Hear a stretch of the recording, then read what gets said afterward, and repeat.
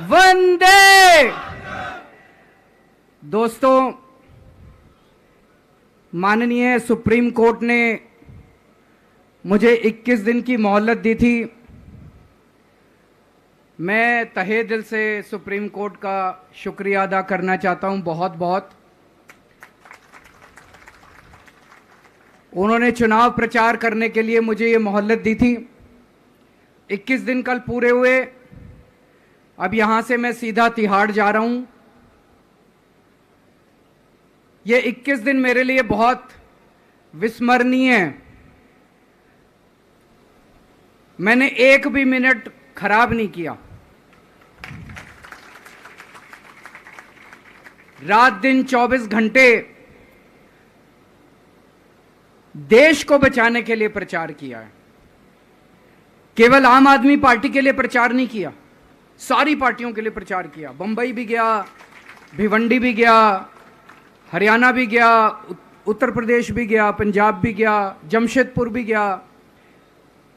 जहां मौका मिला, जहां जिसने बुलाया, उसी के लिए प्रचार करने के लिए गया, देश बचाने के लिए। मेरे सामने देश था। आम आदमी पार्टी इंपॉर्टेंट नहीं है, आम आदमी पार्टी सेकेंडरी है, पहली हमारे लिए देश है। तो मैं दिल्ली के लोगों को कहना चाहता हूं, आज आपका बेटा दोबारा जेल जा रहा है, इसलिए नहीं कि मैंने कोई भ्रष्टाचार किया है, इसलिए कि मैंने तानाशाही के खिलाफ आवाज उठाने की जरूरत की है। इस प्रचार के दौरान एक सबसे बढ़िया बात यह हुई कि सारे देश के सामने प्रधानमंत्री श्री नरेंद्र मोदी जी ने यह कबूल किया कि उनके पास मेरे खिलाफ रत्ती भर भी सबूत नहीं है। हम कहते थे ना, जब भी हमसे पूछा जाता था कि भाई ये कह रहे हैं 100 करोड़ रिश्वत ली, 100 करोड़ रिश्वत ली, वो 100 करोड़ कहां गया? 500 से ज्यादा जगह तुमने रेड मार ली, कहीं चवन्नी मिली हो, अठन्नी मिली हो, 1 रुपया मिला हो, कहीं हमने खर्च किया हो, कहीं कैश पड़ा हो, कहीं लॉकर में मिला हो, कहीं स्विस बैंक में मिला, कहीं चवन्नी नहीं मिली, तो पैसा कहां गया?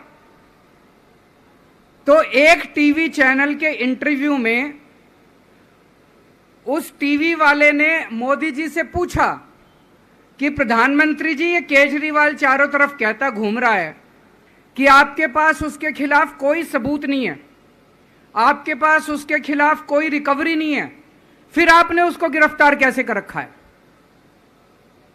पता है प्रधानमंत्री जी ने क्या कहा? प्रधानमंत्री जी कहते हैं, मैं मानता हूं कि केजरीवाल के खिलाफ कोई सबूत नहीं है, मैं मानता हूं कि केजरीवाल के खिलाफ कोई रिकवरी नहीं है, क्योंकि केजरीवाल अनुभवी चोर है। चलो मान लिया मैं अनुभवी चोर हूं, तुम्हारे पास सबूत तो नहीं है, तुम्हारे पास रिकवरी तो नहीं है, तो यूं ही डाल दिया मेरे को जेल में, बिना सबूत के डाल दिया मेरे को जेल में, बिना रिकवरी के डाल दिया जेल में। देश के इतिहास में 75 साल में सबसे ज्यादा बहुमत से आई हुई सरकार है। एक बार 70 में से 67 सीट, दूसरी बार 70 में से 62 सीट, 55% से ज्यादा वोट शेयर।